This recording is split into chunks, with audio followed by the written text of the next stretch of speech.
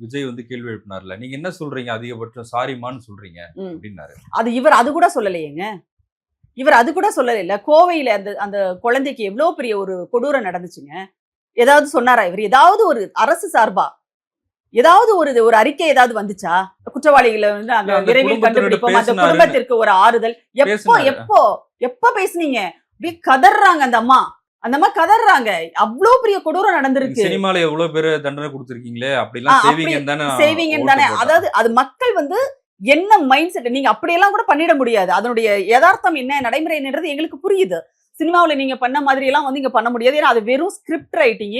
நீங்க அதுல நடிக்கிறீங்க அவ்வளவுதான். இன்னும் சொல்ல சண்டை காட்சிகள் எல்லாம் டூப் போடுறீங்க. அது நீங்க கூட கிடையாது. டூப் தான் உங்களுக்காக எல்லா வேலைகளையும் செய்றாரு.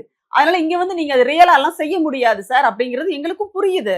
ஆனா மக்கள் என்ன எதிர்பார்க்கனா குறைந்தபட்சம் முதலமைச்சர் இத பத்தி என்ன நினைக்கிறாரு? அப்படியாவது ஒரு விஷயத்த நீங்க பண்ணியிருக்கீங்களான்னா, இதுவரைக்கும் நடந்த குற்றச்சம்பவங்களுக்கு ஏதாவது ஒண்ணு இப்ப இன்னைக்கு வந்து அந்த சிங்கப்பெண் அதிரடிப்படை திட்டம் தொடக்கும்போது அவர் சொல்றாரு, பெண்களுக்கு எதிராக நடப்பதையெல்லாம் பார்க்கும் பொழுது மனம் பதறுகிறது. இவ்வளவு லேட்டா கண்கள் கலங்கக்கூடாது சிஎம் சார். இவ்வளவு லேட்டாலாம் கண்கள் கலங்கக்கூடாது. அதுவரைக்கும் அங்க அந்த உயிர் மிஞ்சாது முதல்ல. ஏன்னா அவ்வளவு வந்து பெண்கள் மீதான கொடூரங்கள் வந்து இன்னும் நாளுக்கு நாள் அதிகமாயிட்டே போகுது. இதுக்கு வந்து இன்னொரு பக்கம் அதாவது இல்ல இதே அதிகமாயிட்டே விஷயம் போகுதுன்றது இந்த ஆட்சிலயா? இல்லங்க. அதிகமாயிட்டே போகுதுன்னா, உலகம் முழுக்கவே அது நிலைமை இருக்கு. நாங்க இல்லன்னு சொல்லல. ஆனா, அப்ப நாங்க என்ன சொன்னோம்னா, இது வெறும் பெண்கள் மீதான பாலியல் வன்முறைகள் அப்படிங்கிறதும், குழந்தைகள் மீதான பாலியல் வன்கொடுமைகள் அப்படிங்கிறதும், வெறுமனே சட்டம் ஒழுங்கு சம்பந்தப்பட்டது மட்டும் கிடையாது.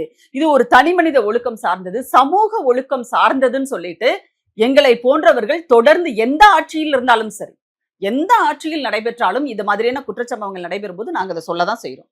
அதுதான் உண்மையும் கூட. இது வெறுமனே சட்டம் ஒழுங்கு சம்பந்தப்பட்ட பிரச்சனை கிடையாது. ஆனா அப்ப சொல்லும்போது நீங்க அதெல்லாம் கிண்டல் பண்ணீங்கல்ல. இன்றைக்கு சிங்கப்பெண் அதிரடிப்படை திட்டத்த தொடங்கி வைக்கும்போது இதே சிஎம் விஜய் என்ன பேசுறாரு மேடையில? பெண்கள் மீதான பாலியல் வன்கொடுமைகள் இந்த மாதிரி சில்மிஷங்கள்லாம் வந்து வெறும் சட்டம் ஒழுங்கு சம்பந்தப்பட்டது மட்டும் கிடையாதுங்க. எல்லாம் அது சேர்ந்தது. வந்து சமூக ஒழுங்கு சார்ந்தது, தனிமனித ஒழுக்கம் சார்ந்தது. இதே ஈர வெங்காயத்த தானே நாங்களும் சொன்னோம். அப்ப உங்களுக்கு காதுக்குள்ள என்ன பஞ்சா வச்சு அடைச்சு வச்சிருந்தீங்க? அ? அதாவது இதுக்கு முன்னாடி அரசியல்ல என்ன நடந்துச்சு? யா இந்த இந்த இதுக்கு யார் என்ன கருத்து சொன்னாங்க? அது அது அது சம்பந்தப்பட்ட வந்து ஒரு ஒரு சோசியல் அ இது என்ன கருத்து என்னவா இருந்துச்சு? இது எதுவுமே அவருக்கு தெரியாது. அவருக்கு என்ன எழுதி குடுக்குறாங்களோ, அத மட்டும் தான் படிக்கிற ஆள் அவரு. அவருக்கு வந்து இத இப்படி பார்க்கணும். ஒரு ஒரு பெண்கள் மீதான பாலியல் வன்கொடுமை நடக்குதா? இது வந்து எப்படி சமூக ஒழுங்குன்னு சொல்றாங்க? ஏன் வந்து சமூக ஒழுங்கு பாதிக்கப்படுது? ஏன் தனிமனித ஒழுக்கம் பாதிக்கப்படுது? இதெல்லாம் சரி பண்றதுக்கு இதெல்லாம் அவர் யோசிக்கவே மாட்டாரு. அப்புறம் எப்படி அவருக்கு தெரியும்? இன்னைக்கு எழுதி குடுக்குறவங்க எழுதி குடுத்துருக்காங்க. கரெக்ட்டா எழுதி குடுத்துருக்காங்க இந்த ஸ்கிரிப்ட் ஆனா உண்மையிலேயே. சோ அவர் வந்து அத பேசுறாரு. இத தானே நாங்களும் சொன்னோம்.